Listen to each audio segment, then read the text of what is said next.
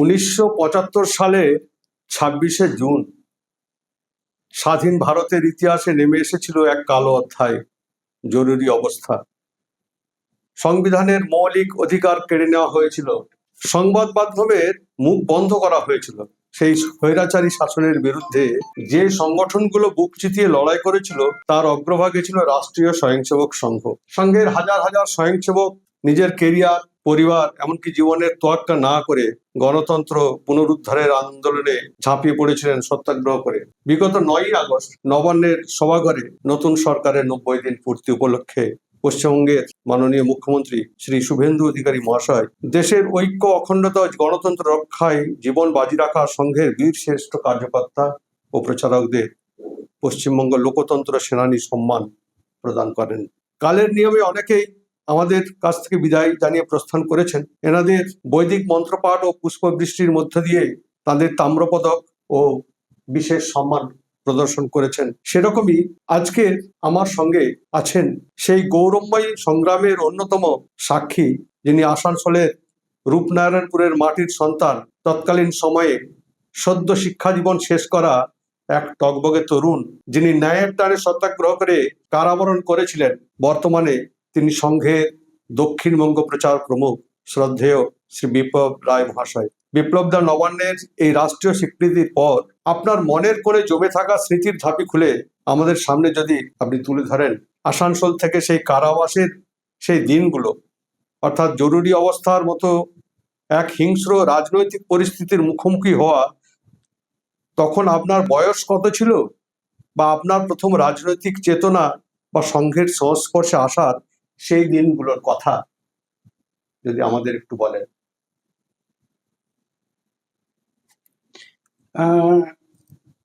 আমি রাষ্ট্রীয় স্বয়ংসেবক সংঘের শাখায় এসেছি 1968 সালে। তখন আমার বয়স ছিল 11 বছর। সংঘের স্বয়ংসেবক হিসাবে জাতীয়তাবাদী মনোভাব এটা ছোট থেকেই জাগ্রত ছিল।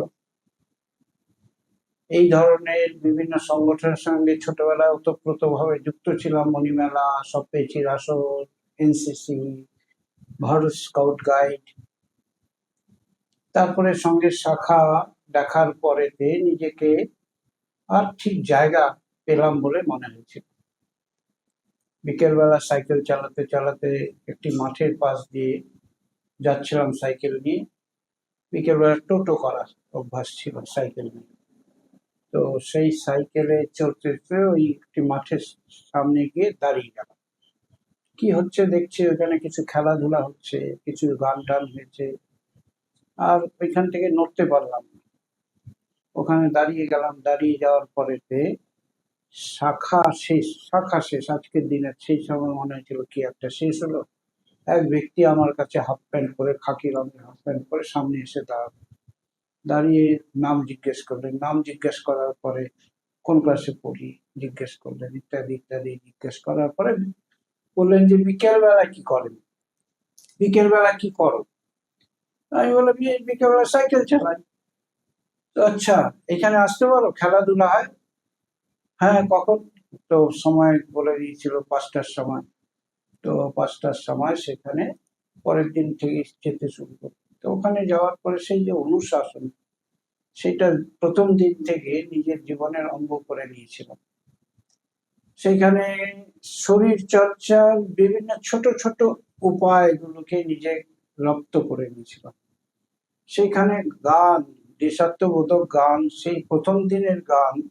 আমি সবাইকে আজকে বলি যে আমরা প্রেরণা পাই প্রথম দিনের গান শুনে। সেই গানটা শুনে ওই শোন জননী ডাকে সবারে, শঙ্খ বেজেছে ওই বজ্রস্বর।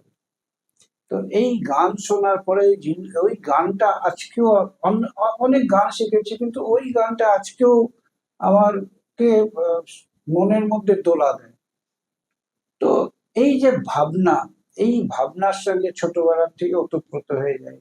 সঙ্গে সঙ্গে সংঘের অধিকারী যারা সেই সময়, সুনীল বরণ মুখোপাধ্যায়, উনি আমাদের শহরে থাকতেন। শ্রদ্ধেয় প্রত্যুষ পাঠক, তিনি আমাদের এখানে থাকতেন। তাদের হাত ধরে সংঘকে চেনেছি। সেই সময়তে শ্রদ্ধেয় বর্তমান স্বর্গীয় দেবব্রত সিংহ, উনি জেলা প্রচারক ছিলেন, তো তাকে দেখেছি, তার কাছ থেকে প্রেরণা পেয়েছে। তারপরে তারও আরো যারা ছিলেন তাদের কাছ থেকে পেয়েছি সেসব। তো এইভাবে সঙ্ঘে এসেছি। আর সঙ্ঘে আসার পরেতে আর সংঘ শিক্ষা এবং পরিবার সমাজ, এই যে একাত্ম ভাব, এইটা সেই দিন শিখেছিলাম সংঘের কার্যকর্তাদের সঙ্গে মিশে। তো স্বাভাবিকভাবেই জীবনের লক্ষ্য ঠিক করে নিলাম যে সংঘের মাধ্যমেই আর সমাজের সংস্কার করার যে ভাবনা, সেই ভাবনাকে সঙ্গে নিজেকে যুক্ত করব। স্বাভাবিকভাবেই পড়াশোনা করতে করতে হাই সেকেন্ডারি দিয়েছি 1975-এ। রেজাল্ট তখনও বার হয়নি, তখন রেজাল্ট পুজোর আগে আগে বার হতো। হাই সেকেন্ডারি 11 ক্লাসের হাই সেকেন্ডারি পুজোর আগে আগে বার হতো। তো পুজোর আগে রেজাল্ট বেরিয়েছে, রেজাল্ট হয়ে গেছে, পাস করা হয়ে গেছে, কিন্তু তখন কলেজে ভর্তি হব। আর জুন মাসেই সংঘের উপর প্রতিবন্ধকতা এসে গেল। তো তার আগেই আমরা সংঘের যে সাংগঠনিক তৎপরতা কতটা, সেই সময় আমরা দেখেছি। সংঘ ব্যান হয়ে যাবে, দেবব্রত সিংহ উনি এসেছেন বৈঠক করে এসে বলেছেন যে জুন মাসের 15 তারিখ এইরকম সময় বলেছেন যে সংঘের উপর একটা কিছু আঘাত বা এরকম একটা কিছু নিয়ন্ত্রণ আসবে সংঘের উপর। সেটা ঠিক উনিও ঠিক করে বলতে পারছেন না, কিন্তু আসবেন এইরকম একটা আশঙ্কা আর সকলের সামনে ব্যক্ত করেছেন। তা আমরাও তখন তো ছাত্র, তখন তো আর এটা এই বিষয়টা এত বোধগম্য ছিল না। কিন্তু সেই দিনের কথাগুলো আজকেও যখন মনে করি, যে সংঘ মানে প্রশাসনের সেই যে খবর যে সংঘের উপর আঘাত আসবে, এই খবরটা সংঘের তৎকালীন অধিকারী যারা সর্বভারতীয় ক্ষেত্র থেকে শুরু করে প্রান্তের স্তরে বা জেলা স্তরে তারা পেয়েছিলেন। পাওয়ার পরে সতর্কতামূলক ভাবে 20 তারিখ থেকে সংঘের শাখাতে ধ্বজোত্তোলন হবে না ঠিক হয়েছিল। 20 তারিখের পরে 22 তারিখে সংঘের শাখা লাগবে, প্রার্থনা হবে, কিন্তু 22 তারিখের পরে আর প্রার্থনাও হবে না, শাখা লাগবে। আর 25 তারিখ বিকেল বেলায় বললো যে শাখা লাগবে না, ফুটবল খেলা হবে। তো তখনই তখনও ঘোষণা হয়নি, কিন্তু সংঘের কাছে যে এই আগাম সূচনা, মানে সংঘের, আমি যদি আজকে ভাষায় বলি, ইন্টেলিজেন্স বিভাগ কত সক্রিয় ছিল, যে সরকারের একটা পদক্ষেপ সংঘ বিরোধী, সংঘের কে আঘাত করার জন্য যে সেই খবর সংঘের কাছে অনেক আগে চলে এসেছে। সংঘ সেইভাবে প্রস্তুতি নিয়েছে। তো আমাদের আসানসোলে 21 তারিখে সম্ভবত আসানসোল কার্যালয়তে প্রথম পুলিশ গিয়ে হানা দিল। কেননা ওইখানে জেলা প্রচারক হিসাবে তখন এসেছিলেন ঈশ্বর নাগরানি বলে, মুম্বাই থেকে একজন যুবক, উনি এসেছিলেন। 3টে বিষয় MA করা, মহারাষ্ট্র থেকে, মুম্বাই থেকে এসেছিলেন। এসে তাকে আসানসোলের জেলা প্রচারকের দায়িত্ব দেওয়া হয়। তো জেলা প্রচারক, আমরা তার যে জীবনশৈলী দেখেছি, মানে উনি 2 বছরের মধ্যে বাংলা শিখলেন, 2 বছরের মধ্যে বাংলা শিখে 3য় বছরে বাংলাতে MA করলেন, মানে 4টে ভাষায় MA করলেন। মানে কত বড় আর মেধাবী! সেই সময় থেকেই একটা সংঘের প্রতিও, সংঘের ব্যক্তিদের প্রতিও যে শ্রদ্ধা নিষ্ঠা সেই সময় জন্মেছিল, সেই বিষয়টা আজকেও আর ভালো লাগে। এটাও আমি সকলের কাছে বর্ণনাও করি। তো সেই ঈশ্বর নাগরানিকে আর মুম্বাইতে কোনো একটা উম, কিছু ছিল তার নামে কিছু একটা আহ, মানে আইনি বিষয় ছিল, সেই আইনি ব্যবস্থাকে ইয়ে করার জন্য, আইনি ব্যবস্থাকে আহ, লাগানোর জন্য তাকে অ্যারেস্ট করবে বলে আসানসোলে চলে এলো গোয়েন্দারা ইয়ে করে হানা দিয়ে আসানসোলে। তো ঈশ্বর নাগরানি দেখতে ছিমছিমে ছিলেন, তো উনি পেছনের দরজা দিয়ে আস্তে আস্তে বোকার মতন বেরিয়ে চলে গেলেন। তো পুলিশেরা এসে ঘর ইয়ে করে খুঁজে পেলেন না।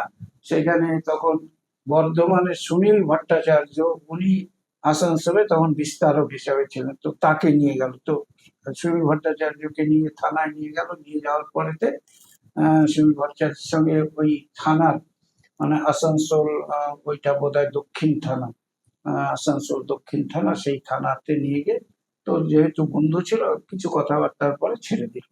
তো সুনীলদা আর কোথায় যায়, বর্ধমানে ফিরে গেল। ওই ইয়েতে সিল করে দিল, বর্ধমানে ফিরে গেল, বাড়ি বর্ধমানে ফিরে গেল। তো সেই সময় থেকে আসানসোলে আহ যে জরুরি অবস্থার যে ফলন আমরা দেখতে পেয়েছি।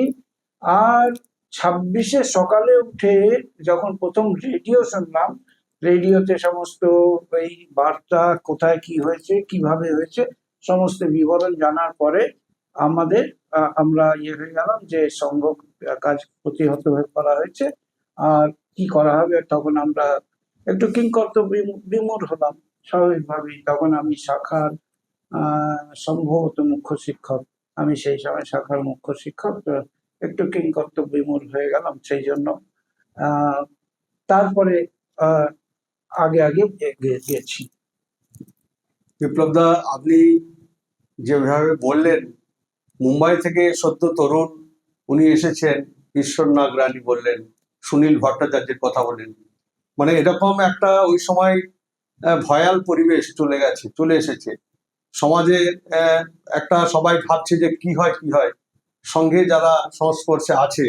তো আপনি সেই সময় সদ্য, আপনি যেভাবে বললেন ওই সময় আপনি কলেজে ভর্তি অ্যাডমিশন হয়েছেন বা হবেন, হওয়ার হওয়ার সময়। প্রস্তুতি চলছে, হ্যাঁ তো চলছে, মা হবো, হ্যাঁ। মা বাবা নিশ্চয়ই আপনার একটি সুন্দর ভবিষ্যতের স্বপ্ন দেখছিলেন সেই সময় দাঁড়িয়ে আপনি বাড়ি থেকে এরকম কঠোর সিদ্ধান্তে বজ্রগম্ভীর সেই মুহূর্তের কথা নিশ্চয়ই আপনার মনে আছে। পরিবার আপনাকে বাধা দিয়েছিল কিনা, বা আপনার পাশে দাঁড়িয়েছিল জরুরি কিনা? অবস্থা ঘোষণার পরে সঙ্গে শাখা বন্ধ হয়ে গেল, কিন্তু খেলাধুলায় তখন ফুটবল খেলা শুরু হয়েছিল, ফুটবল খেলতাম আমরা। ওতে আরো বেশি যুবকরা সেখানে আকৃষ্ট হয়ে গেল। তো তারপরে সঙ্গে সিদ্ধান্ত অনুযায়ী লোকনায়ক জয়প্রকাশ নারায়ণের নেতৃত্বে লোক সংঘর্ষ সমিতি নির্মাণ হলো।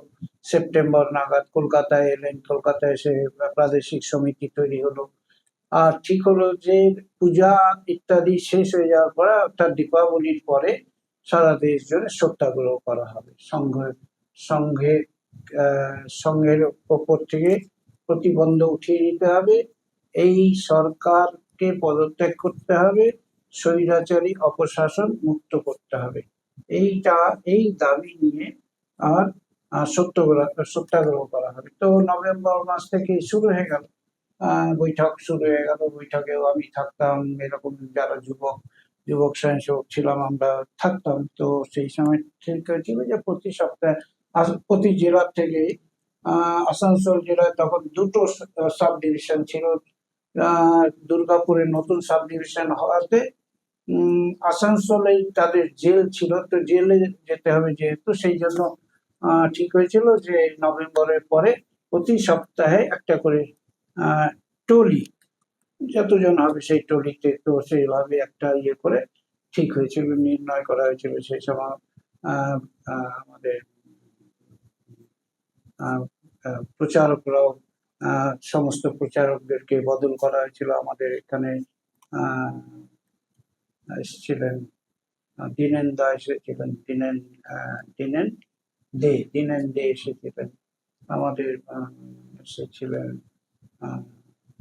কি নাম ভুলে যাচ্ছে এখন, যাই বেশ। হোক। হ্যাঁ, তো তারা এসেছিলেন, হওয়ার পরে এইভাবে প্রতি সপ্তাহে যেতে শুরু হলো। আমারও ডিসেম্বর মাসে একটা দিন ঠিক হলো, কিন্তু সেই ডিসেম্বরে আর যারা নিয়ে যাবে সেই সত্যাগ্রহ করতে, আমরা আসানসোল যাব বা কোথায় কি করব সেটা, উম, যারা নিয়ে যাবেন আমাদের টিম লিডার হিসাবে, তারা এলেন না।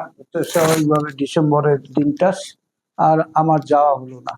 পরে ঠিক হলো যে জানুয়ারি মাসে, তো জানুয়ারি মাসে আমার কাছে আবার যখন এলো তখন আমি বললাম ঠিক আছে যাব, কিন্তু আমি তো আগেও সেই দিন তো যাওয়া হয়নি। পরে মকর সংক্রান্তির দিন, মকর সংক্রান্তিতে বাড়িতে একটা উৎসবের মহল ছিল, সেই মহলেতে আত্মীয় স্বজনরাও আসতেন। তো পিঠে ইত্যাদি বানানোর দায়িত্ব সেই সময় আমার উপরেও ছিল, চালের গুঁড়ো করা ইত্যাদি ইত্যাদি। তো স্বাভাবিকভাবে সেসব করেছি। কাকা কাকিমারা আসবে, আরো আত্মীয় স্বজনরা আসবে, তাদেরকে ট্রেন থেকে আনবো টানবো। তো হঠাৎ করে 10 তারিখে বা 10 তারিখে, হ্যাঁ 10 তারিখে আমার কাছে গিয়ে বললো যে যেতে হবে। আমি বললাম যেতে হবে মানে, আমি তো আগেই যাবো বলেছিলাম। তো না, তুমি তো বলেছিলে যাবে। তো ঠিক আছে যাব। তারপরে শেষে সেখান থেকে বাড়ি থেকে আগেই বলেছিলাম, কিন্তু সেই দিনটা বলার মতো সুযোগ পেলাম না। কি করি, কে কে কে কর্তব্য, একদিকে সমাজ দেশ রাষ্ট্রের আহ্বান, একদিকে পরিবারের আহ্বান, এই দুই দিক থেকে কোনটা রাখি, কোনটা ধরি। তো রাষ্ট্রের ভাবনায় নিজেকে সামিল করে দিলাম। পরিবার আছে, থাকবে, পরিবারের সঙ্গে আমি আছি, তো এই ভাবনা নিয়ে আর ইয়ে করলাম। বাকি ওইখানে ওদেরকে বলে বলে বলে রাখলাম যে বাড়িতে গিয়ে এইভাবে আপনারা বোঝাবেন। মা বাবা তারা জানতেন, বাবা আহ কিছু কমিউনিস্ট মনোভাব ছিলেন, কিন্তু সঙ্ঘের কাজকে সবসময় আহ, প্রায়োরিটি দিচ্ছে। হ্যাঁ, বিশেষ গুরুত্ব দিতেন সেই কাজে। সকলের কাছে, আমাদের কাছে কখনো প্রকাশ না করলেও বাইরের মানুষের কাছে গর্ব করে প্রকাশ করতেন। তো সেই জন্য 10 তারিখে রাত্রেবেলায় সন্ধ্যার পরে বাড়ি থেকে যাই আসানসোলে, রাত্রে গিয়ে পৌঁছাই সেখানে। পরদিন 11 তারিখ সকালবেলা, রোববার ছিল। তো আমরা সত্যাগ্রহ 3 জন মিলে করলাম। আমি আমি অখিলেশ ওঝা বলে চিত্তনগরের একজন স্বয়ংসেবক, আর আসানসোলের সুরেন্দ্রনাথ লাম্বা, উনি তখন যুব জনসংঘের দায়িত্বে ছিলেন। সঙ্গে স্বয়ংসেবক, কিন্তু রাজনৈতিক ক্ষেত্রে যুব জনসংঘে আহ দায়িত্বে ছিলেন। আমরা 3 জনে মিলে সত্যাগ্রহ ঠিক হলো।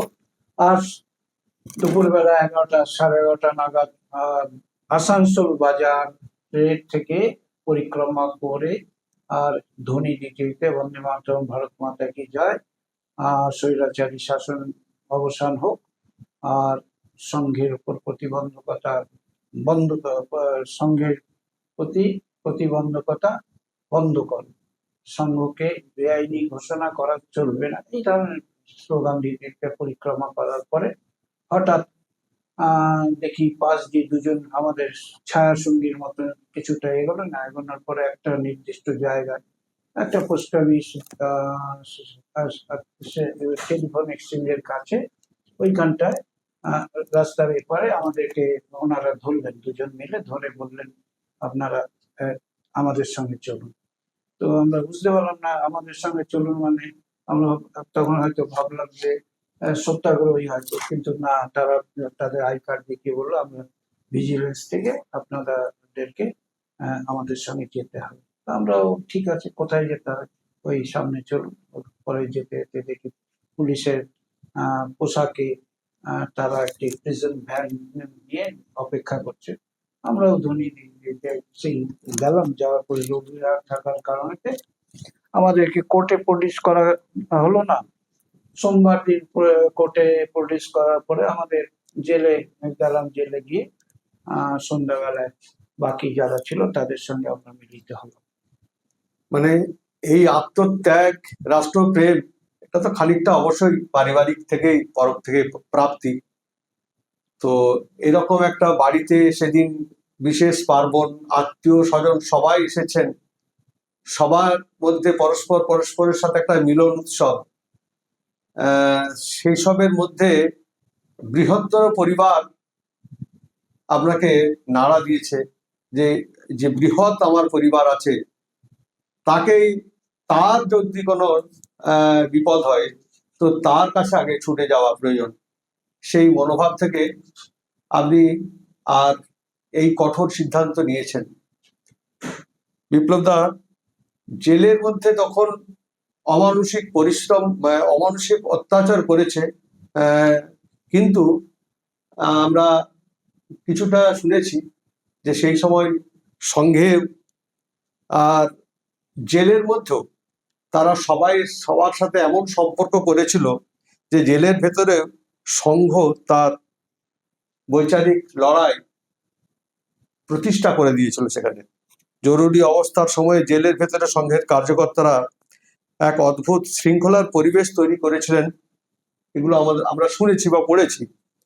তো জেলের দিনগুলোতে আপনাদের দৈনিক রুটিন কেমন ছিল, সেখানে শাখার চর্চা ইত্যাদি বিষয় কেমন ছিল? সংঘ শিক্ষাবর্গ তখন তো করে নিয়েছি, প্রথম বর্ষ করেছি, তো 30 দিনের প্রথম বর্ষ করেছি। সংঘ শিক্ষাবর্গে 24 ঘন্টা যে অনুশীলন, 24 ঘন্টার অনুশীলন, সেটা তো আমরা জানতাম। তো স্বাভাবিকভাবেই ওইখানে গিয়ে আমরা 13 জন ছিলাম। তো 13 জন যাওয়ার আমরা যখন গেছি তখন 12 জন ছিল। 12 জন ছিল, আর আমরা 3 জন 15 জন হতো। পরে 2 জন প্যারোলে বেরিয়ে গেছিল শারীরিক অসুস্থতার কারণে। তো প্রথম দিনেতে একটা জেনারেল ফাইল, মানে সন্ধ্যাবেলায় কোর্ট থেকে যেতে যেতে সন্ধ্যা হয়ে যেত। তো তখন ওই যে যেখানে থাকার ব্যবস্থা, সেল বা ওয়ার্ড, সেগুলো বন্ধ হয়ে যেত বিকেলের মধ্যে, সন্ধ্যার আগেই বন্ধ হয়ে যেত। তো সন্ধ্যার পরে যারা আসতো তাদেরকে একটা জেনারেল ফাইল সেখানে রাখা হতো, অতিরিক্ত হিসাবে রাখা হতো। সেটা বিশেষ মানে পাহারা টাহারা দিয়ে রাখা হতো, যাতে ওইখান থেকে কেউ না চলে যেতে পারে। পরের দিন সকালবেলা আমাদের যে ওয়ার্ড, সেই ওয়ার্ডে গিয়ে বাকি যে আরো 13 জন 12 জন ছিল, সেই 12 জনের সঙ্গে দেখা হলো। দেখা হতে পরম আনন্দ, সকলকে পেয়ে গেছি, ব্যাস। তো পরম আনন্দ সেখানে গিয়ে। কিন্তু কি হলো, সন্ধ্যাবেলা শোয়ার সময় বুঝলাম, সন্ধ্যাবেলা শোয়ার সময় আমাদেরকে একটা কম্বল, শীতকাল, মকর সংক্রান্তির আগে আগে একটা কম্বল মাটিতে পেতে দিল, আর বললো শুয়ে পড়ো। শুয়ে পড়লাম আমরা, সোজা হয়ে শুনলাম, সোজা হয়ে চিৎকার করে একজন বললো, দশা সহিত আর চিৎকার করে, হ্যাঁ, মানে এক একজনের জন্য একটা কম্বল না? না, একটা কম্বলের মধ্যে 4 জন শুয়ে পড়েছে। তাও সোজা হয়ে শোয়া যাবে না, কাত হয়ে শুতে হবে, এইটাই নির্দেশ ওখানে। কাত হয়ে শুতে হবে, সব কাত হয়ে, শরীর বেরিয়ে যাবে। হ্যাঁ, শরীর বেরিয়ে যাবে, ইয়ে হবে, কাত হয়ে শুতে হবে। তো কাত হয়ে শুলাম, তার উপরে আবার 4 জনের উপরে একটা কম্বল বিছিয়ে দিল। এইটা হচ্ছে প্রথম দিনের অভিজ্ঞতা। তো তো মানে আমরা সোজা শুতে পারবো না, পাশ ফিরতে পারবো না, ওই এক কাতে ঘুমাতে হবে। তারপরে সকালবেলায় পেচ্ছাপ ইত্যাদি পেলে, প্রাতঃকৃত্য ইত্যাদি হলে সেটারও কষ্ট। সকালবেলা 6টার সময় যখন খুলবে, ওয়ার্ডের ইয়ে খুলবে, কিছুক্ষণের জন্য খোলে, সকালবেলা স্নান টান ইত্যাদির জন্য বাইরে ব্যবস্থা, সেই ব্যবস্থার জন্য অপেক্ষা করে থাকতে হবে। তো এই ছিল প্রথম দিনের অভিজ্ঞতা। তারপরে ওইখানে আমরা প্রত্যেকদিন সকালবেলা ভোরবেলাতেই উঠে যেতাম, 4:30টার সময় উঠে যেতাম। উঠে গিয়ে আর প্রাতঃস্মরণ, তখন প্রাতঃস্মরণ ছিল, একাত্মতা স্তোত্রম নয়, প্রাতঃস্মরণ ছিল, প্রাতঃস্মরণ করতাম।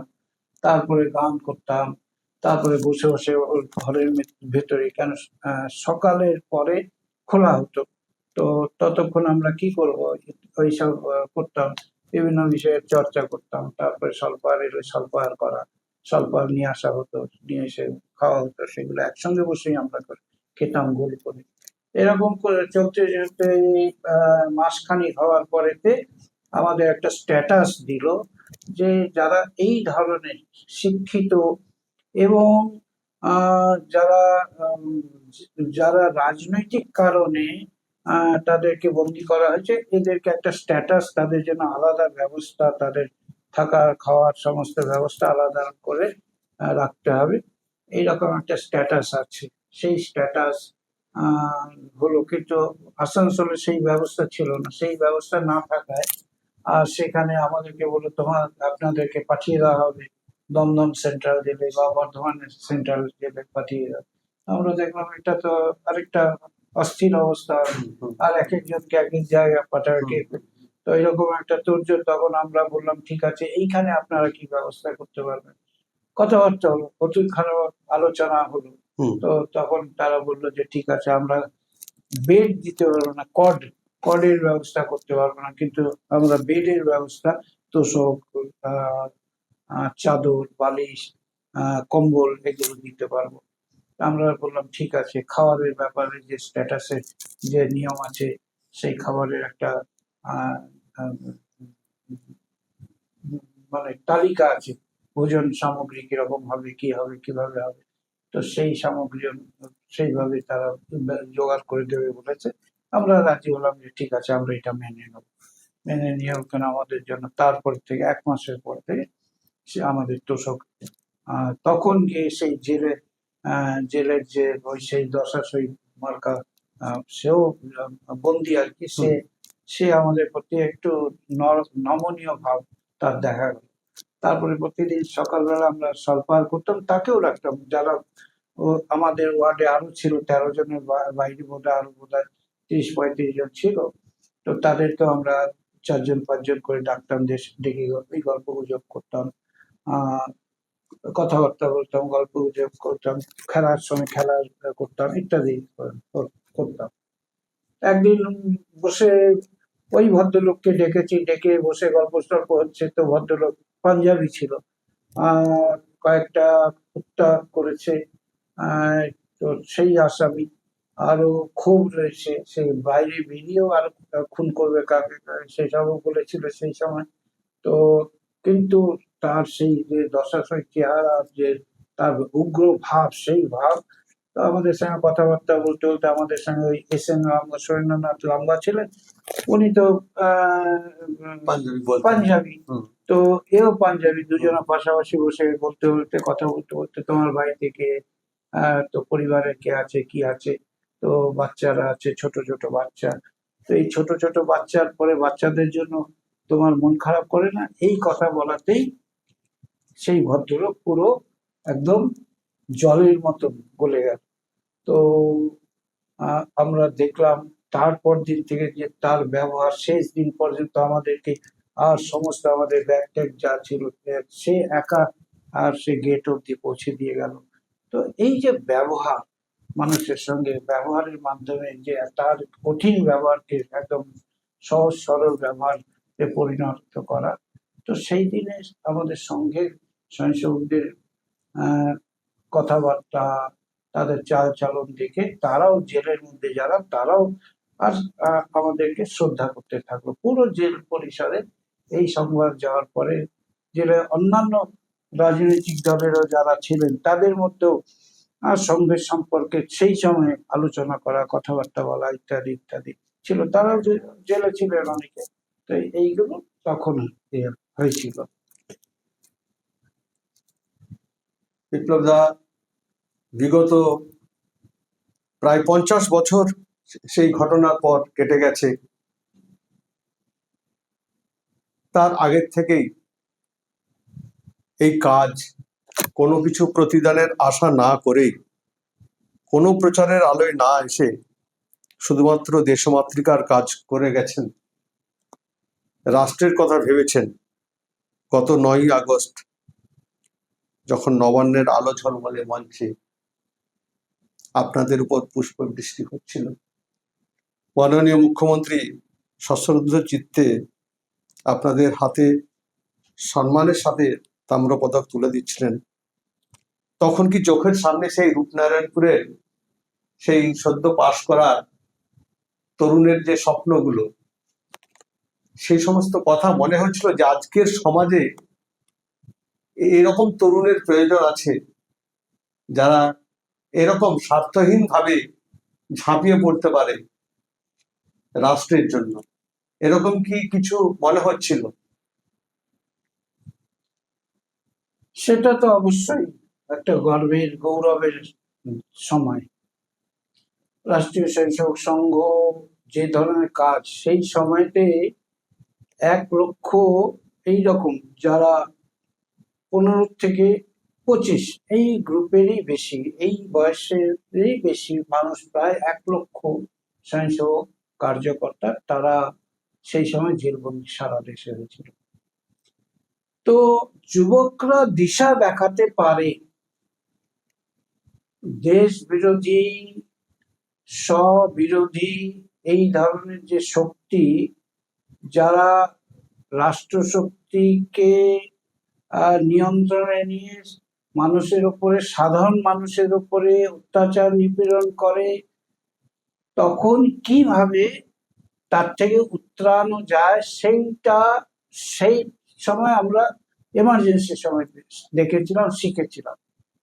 আমার আত্মীয় স্বজন যারা ছিল সকলে তারা বলেছিলেন, বাবার কাছে চিঠি লিখে বলেছিলেন যে আমাদের পরিবারে এই রকম সংগঠনের সঙ্গে থাকা উচিত নয়, এই যুবক ছেলে তার ভবিষ্যৎ ঠিক থাকবে না, ভবিষ্যৎ নিয়ে একটা চিন্তার বিষয় হয়ে যাবে। তো এইরকম নানা রকম, বা এই RSS এর লাঠি দিয়ে ইন্দিরা গান্ধীর শাসনকে রোধ করা যাবে না, এইরকম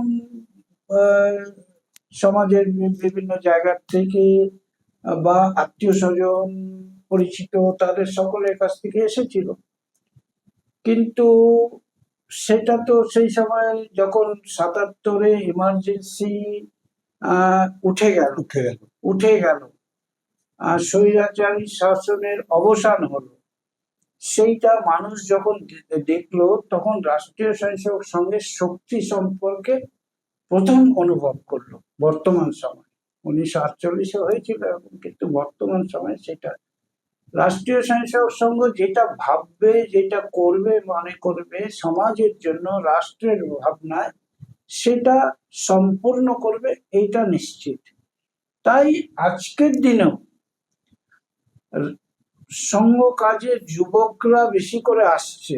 আমরা পশ্চিমবঙ্গের ইয়েতেও দেখলাম যে এইখানে রাষ্ট্রবিরোধী শক্তির শাসনকে, ক্ষমতাকে নিয়ে মানুষের উপরে, সাধারণ মানুষের উপরে যে ধরনের অত্যাচার নিপীড়ন হয়েছে, একটা সময় সকলেরই, বাংলার মানুষের মনে হলো যে এর থেকে উদ্ধার পাওয়া সম্ভব নয়।